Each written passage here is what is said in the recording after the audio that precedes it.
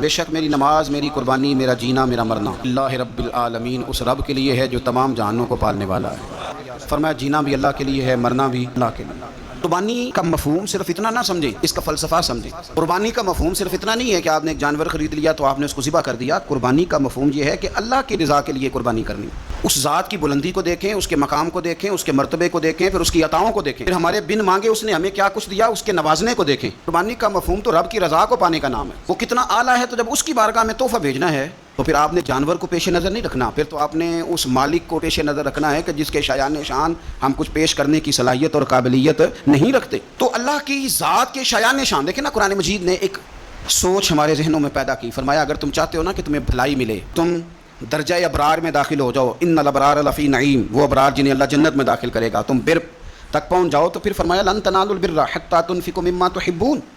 فرمایا تم ہرگز بھلائی کو نہیں پہنچ سکتے جب تک اپنی پیاری چیز راہ خدا میں خرچ نہ کرو۔ مما تحبون یعنی وہ شے جس سے تمہیں پہلے پیار ہو جائے، وہ تم راہ خدا میں۔ صلی اللہ علیہ وسلم نے فرمایا اللہ کے رستے میں خیرات کر کے جہنم سے بچ جاؤ، اللہ کے رستے میں خیرات کر کے جہنم سے بچ جاؤ، اللہ کے رستے میں دے کے جہنم سے بچ جاؤ۔ اگر کچھ نہ ہو سکے تو کھجور کا ایک ٹکڑا ہی اللہ کے رستے میں خیرات کر دیا کرو۔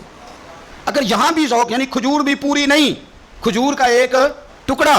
حضور نبی پاک صلی اللہ تعالیٰ علیہ وسلم فرماتے ہیں زمین اللہ نے پیدا کی تو زمین ہلنے لگی۔ اللہ تعالیٰ نے میخیں بنا کے، قلعے بنا کے پہاڑ زمین کے اندر لگائے، پیوست کی۔ فرشتوں کو بڑا تعجب ہوا کہ شاید سب سے طاقتور مخلوق ہی پہاڑ ہے۔